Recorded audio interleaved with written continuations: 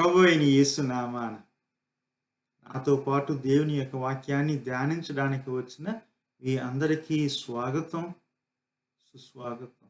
ఈరోజు మనము యెహెజ్కేలు గ్రంథము 36వ అధ్యాయము 22 నుండి 30వ వచనం వరకు ధ్యానించుతున్నాం.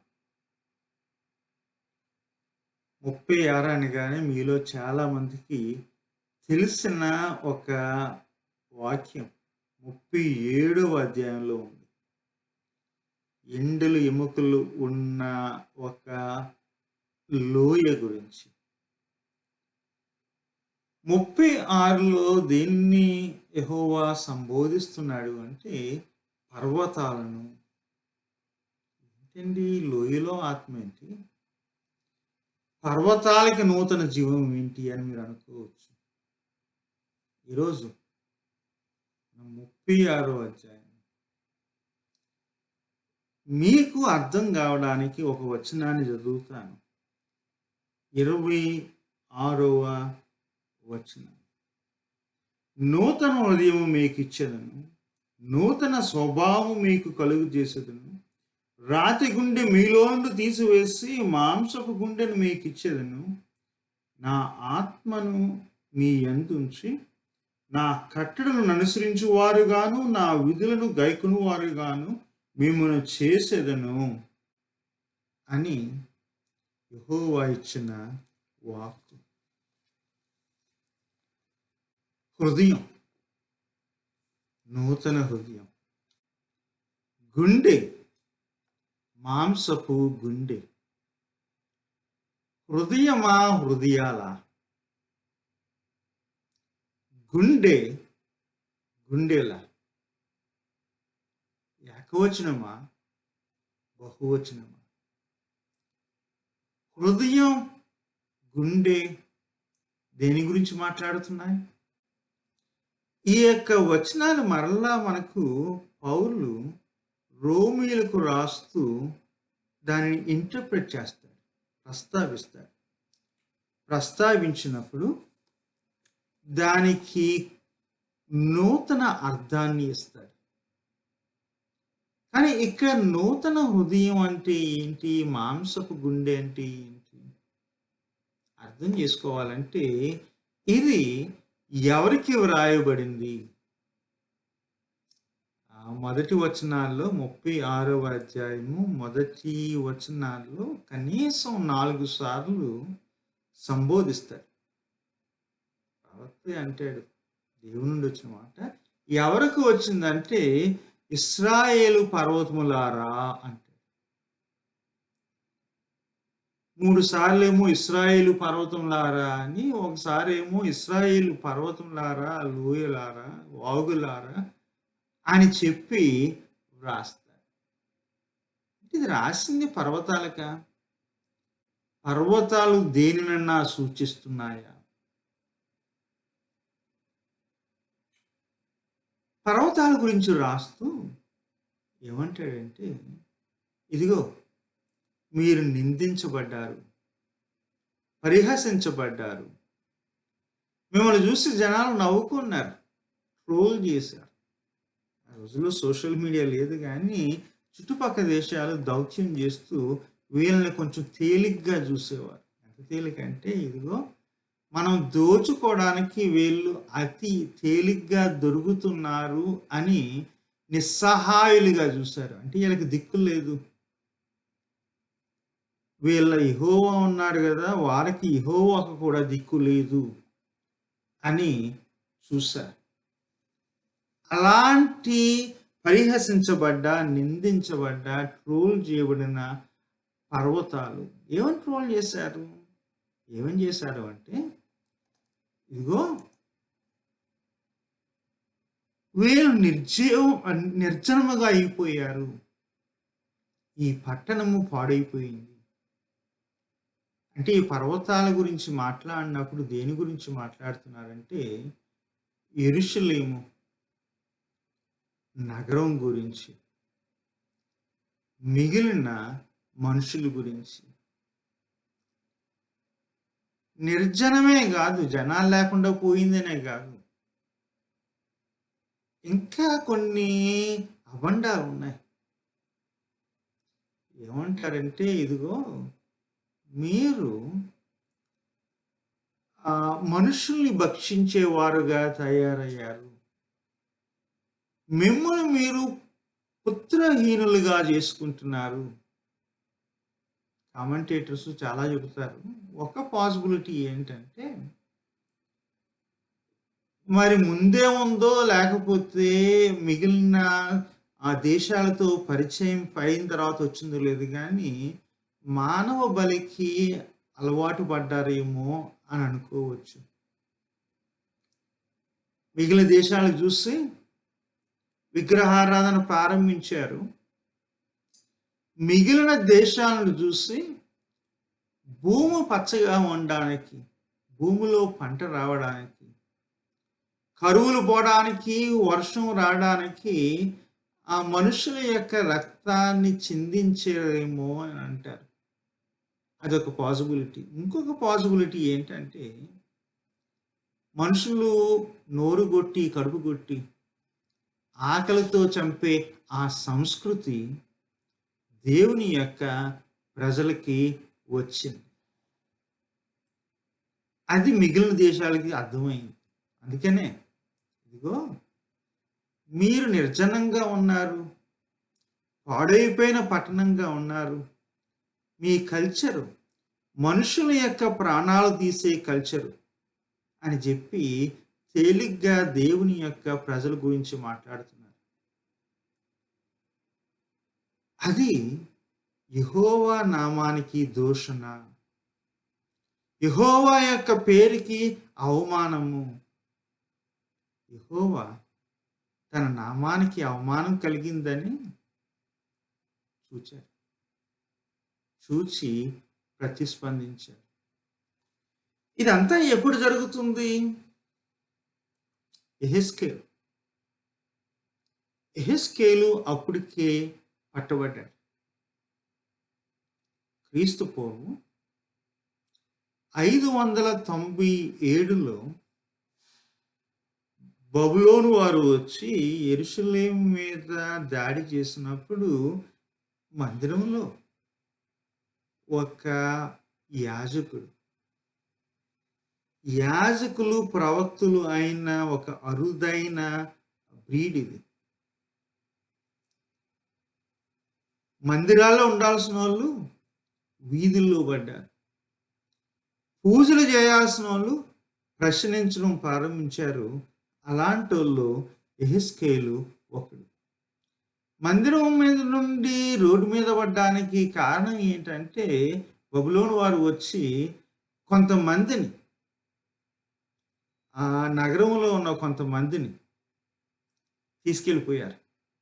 ఒక మాటలో చెప్పాలంటే సోషల్ ఇన్‌ఫ్లుయెన్సర్స్ అనొచ్చు. కొంతమంది మాట చెబితే ఊర్లో అందరూ వింటారు, గౌరవిస్తారు. ఊరి యొక్క ఆలోచన, నగరం యొక్క ఆలోచనను మార్చదగ్గ శక్తి ఉన్న మనుషులని వాళ్ళు ఏం చేశారంటే, బబులోను వారు శత్రువులు వచ్చి తీసుకెళ్ళిపోయారు. అందులో ఒకడు యెహెజ్కేలు. నిప్పూరు అనే ఊరిలో పెట్టారు. ఆ ఊరిలో ఉన్నప్పుడే దర్శనము, ప్రవచనం రావడం జరిగింది. ఆ ప్రవచనాల్నే మనం ఈ యొక్క గ్రంథంలో చదువుతాం. సో తర్వాత మరలా నెబుకద్నెజరు వచ్చి మరలా నగరాన్ని దాడి చేసి శిథిలం చేస్తాడు, ఖాళీ చేస్తాడు. మరలా ఇంకా చాలా మందిని తీసుకెళ్ళిపోతాడు. బబులోనులో వీరు చెరలో ఉంటారు. ఈ 10 సంవత్సరాల మధ్యలో 5వ సంవత్సరంలో వచ్చిన ప్రవచనం ఇది. ఒక విధంగా తెలుసు, చెర వచ్చింది, చెరకు దగ్గరగా ఉన్నాడు. ఇంకొకడు కూడా తెలుసు, చెర అంతం కావడం లేదు, మరలా దాడులు జరుగుతాయి అని తెలుసు. కలలు కనడం, ఆశించడం, దేవుని వైపు చూడడం, దేవుని యొక్క దర్శనాన్ని పొందడం, దేవుని యొక్క వాక్యాన్ని వినడం, అది ప్రజలకి చెప్పడం యెహెజ్కేలు ప్రారంభించాడు. ఇదిగో మనము చెరలో ఉన్నాం, పట్టబడ్డాం. కానీ పర్వతములారా అంటే ఒక మంచి రోజు వస్తుంది. మనల్ని ఎప్పుడు దేవుడు ఇలా వదలడు. మరలా తీసుకొచ్చి మనల్ని మన భూమిలో పెడతాడు. మన నేల మనకి చెందుతుంది. మనం స్వతంత్రించుకుంటాం. తిరిగి వచ్చిన ఇశ్రాయేలును సంబోధిస్తూ పర్వతములారా, తిరిగి తేబడే ఆ యొక్క ఇశ్రాయేలు దేశం గురించి ప్రవచిస్తూ యెహెజ్కేలు ఈ మాటలు చెబుతున్నాడు. పర్వతములారా అంటున్నాడు. నిజమే, అవమానం వచ్చింది. దూరం అయిపోయారు. నిస్సహాయులుగా ఉన్నారు. నేను చూస్తా ఊరుకోను. మీరు నిస్సహాయులైతే అవ్వచ్చు, కానీ నేను మిమ్మల్ని సహాయం లేకుండా ఉంచను. మీరు దిక్కుమాలినోళ్ళకి వెళ్ళిపోవచ్చు, కానీ నేను మీకు దిక్కుగా ఉంటాను అని దైవం పూనుకున్నాడు. ఎందుకు పూనుకోవాలి? నాకు 9 నుండి 11 వచనం, అది ఆ 3 వచనాలు మిగిలిన అధ్యాయానికంతా సమ్మరి. ఇదిగో తిరిగి తెస్తాను, మరలా మిమ్మల్ని విత్తుతాను, నాటుతా. నివాసులు వస్తారు, మరీ ఖాళీగా ఉండరు. మరలా పట్టణాన్ని కడతాను. మీ పట్టణంలో మనుషులు, పశువులు, జీవం, ప్రాణం మరలా తెస్తాను అని చెప్పి. ఎందుకు తెస్తా అని దైవాన్ని అడిగితే అంటాడు, మీ పేరును బట్టి కాదు, మీ గొప్పను బట్టి కాదు, నా పరిశుద్ధ నామము నిమిత్తము అంటాడు. దీన్నే పౌలు అంటాడు, ఇదిగో ఇది మీ క్రియలు కాదు, మీ గొప్ప కాదు, మీ మెరిట్ కాదు, మీరు చేసింది, చూసింది, సాధిస్తున్నదాన్ని బట్టి కాదు, అది దేవుని యొక్క నామమును బట్టి, దేవుని యొక్క కృపను బట్టి, నా పరిశుద్ధ నామము నిమిత్తం నేను మాట ఇచ్చాను. మాట నిలబెట్టుకోవడానికి నేను నిబంధన చేశాను. నిబంధన నిలబెట్టుకోవడానికి, నా నామం దూషించబడ్డానికి మీరే కారణం. అందరూ ఏదో మాట్లాడుతున్నారు. నిర్జనము, పాడైపోయిన పట్టణము, భక్షించేవారు.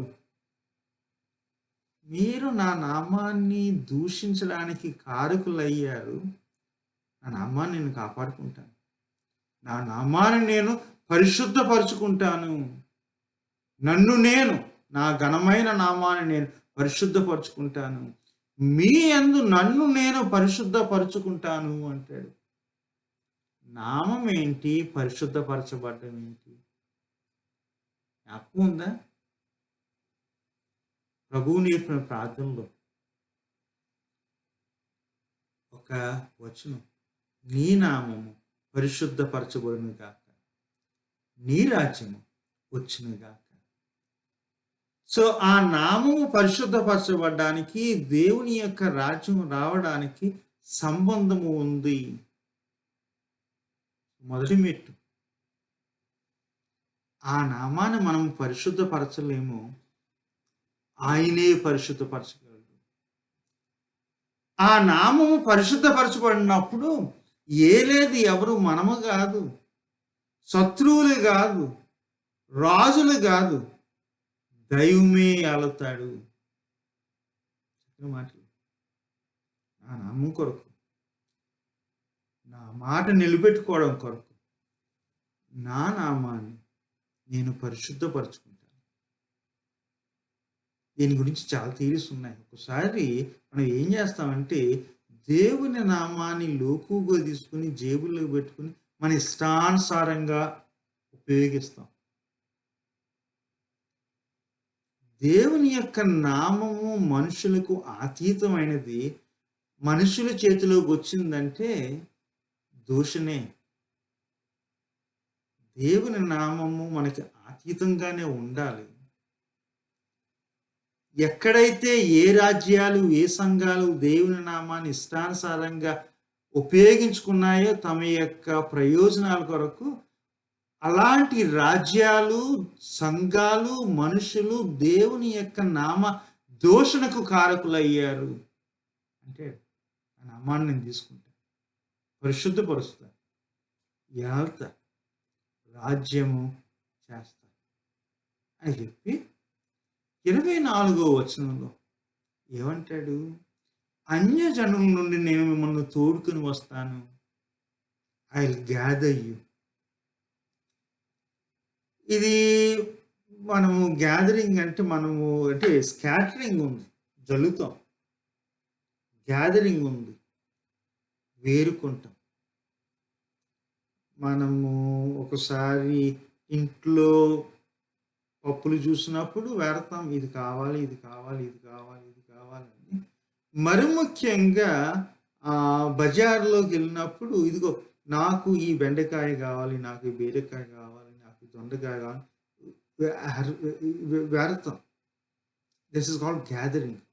పొలాల్లో ఏం చేస్తారంటే నాటే ముందు కొన్ని నాటిని ఇదిగో ఇది పని చేస్తుంది నాటడానికి అని చెప్పి అన్నిటిని నాటరు, వేరు చేస్తారు. అంటాడు ఇక్కడ, మిమ్మల్ని శత్రువులు తీసుకెళ్ళి ఆ 4 చుట్టుపక్కల ఈ దిక్కుల్లోని మిమ్మల్ని స్కాటర్ చేశారు. కొంతమంది ప్రవక్తలు అంటారు ఏంటంటే యెహోవాయే వాళ్ళని చెదరగొట్టాడు. చెదరగొట్టిన ఈ యొక్క ప్రజలని యెహోవాయే మరలా తీసుకొని వస్తాడు. ఒక మాట చెప్తాను, చెదిరిపోయిన మనల్ని తీసుకొచ్చేది ఆయనే. ఆయా దేశం నుండి నేను మిమ్మలను సమకూర్చెదను, మీ దేశంలోనికి మిమ్మలను రప్పించెదను. సమకూర్చి తోడుకొని రప్పించే దైవము. దేవునికి దూరం అయినప్పుడు, దేవుని యొక్క మార్గం నుండి తొలగినప్పుడు, దేవుని నుండి మనం చెదిరిపోయినప్పుడు ఆయన యొక్క నామము పరిశుద్ధపరచడానికి నిబంధన ప్రకారము తీసుకొచ్చేది దైవమే. చెప్పిన తర్వాత మాట అంటాడు, తీసుకొచ్చి మీలో ఉన్న ప్రతి విధమైన అపవిత్రత పోవడానికి మీ మీద శుద్ధమైన జలములను జల్లుతాను అంటే. జలాలకి శుద్ధతకి సంబంధం ఏముంది? యూదులకు ఉంది. కొన్ని అపవిత్రతలు వచ్చినప్పుడు, మైళ్ళు వచ్చినప్పుడు, కొన్ని సీజన్స్లో కొన్ని జబ్బులు వచ్చినప్పుడు వాళ్ళు ఏం చేసేవారంటే ఆ అపవిత్రత పోవడానికి, ఆ మైలు పోవడానికి నీళ్లు జల్లేవారు. నిజానికి ఆ కుమ్రాన్ కమ్యూనిటీ అని ఇప్పుడు క్రీస్తు సమయంలో ఒక కమ్యూనిటీ ఉండేది. వాళ్ళు దీన్ని మరీ లిటరల్గా తీసుకుని ఇంట్లో రిచువల్ బాతే కాదు, స్నానమే కాదు, వాళ్ళని నదిలోకి తీసుకెళ్ళి ముంచి మరీ శుద్ధీకరించేవారు. పరిసయ్యులు కూడా అన్యజనుల్ని యూదా మతానికి తీసుకురావడానికి జలాలను ఉపయోగించేవారు. ఆ యొక్క ఎక్స్ప్రెషన్ని యెహెజ్కేలు ముందే ఉపయోగిస్తాడు. జల్లేది పెద్దలు కాదు, జలబోతున్నాడు దైవం. అది శుద్ధీకరించే జలములను. Promise, I will gather you, సమకూర్చుతాను. Promise, I will sprinkle those holy water,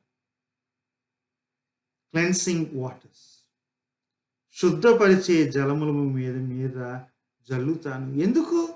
మీరు అపవిత్రులు అయిపోయారు, విగ్రహాలకు అలవాటు పడ్డారు. తిరిగి రావాలంటే నూతన ప్రారంభాలు మీకు కావాలి. దీన్నే పౌలు మరలా రోమీయులకు రాస్తూ అంటాడు, ఇదిగో మీలో ప్రతి ఒక్కరు వ్యక్తిగతంగా దానిలో కడగబడ్డారు అని చెప్పి. అది చెప్పిన తర్వాత తిరిగి తోడుకొని సమకూర్చి తీసుకొచ్చి మిమ్మల్ని శుద్ధీకరించి జలములతో శుద్ధీకరించిన తర్వాత అప్పుడు అంటాడు, ఆ శుద్ధీకరణకి హృదయానికి సంబంధం ఉంది. పాత హృదయం పోతుంది, దైవం నూతన హృదయాన్ని ఇస్తాడు. పాత స్వభావము ఇస్తాడు, నూతన స్వభావాన్ని ఇస్తాడు. రాతి గుండెను తీస్తాడు, మనుష్యుల యొక్క ఆ మాంసపు గుండెను ఇస్తాడు. ఇక మరలా రోమీయులకు రాసిన పత్రిక 5వ అధ్యాయము జ్ఞాపకం రావాలి. 4, 5 అధ్యాయాల్లో బాప్తిసం గురించి చెప్పిన తర్వాత ఈ నూతన స్వభావము, నూతన ఆత్మ గురించి వ్రాయబడి ఉంది. చక్కని మాట, నా ఆత్మను నా శక్తిని నీకు ఇస్తాను. గుండె, హృదయం, స్వభావం, ఆత్మ, ఇవన్నీ నూతన విలువలు, నూతన జీవిత విధానము, చూచే విధానం, జీవించే విధానం మార్చేది దైవమే చెప్పి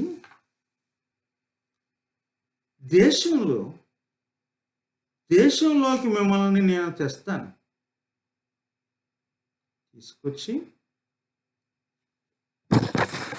మీకు కొత్త గుండె ఇచ్చాను కదా, నూతన హృదయం ఇచ్చాను కదా. ఎందుకు? ఇది నిబంధనను మరలా నూతన పరచడానికి.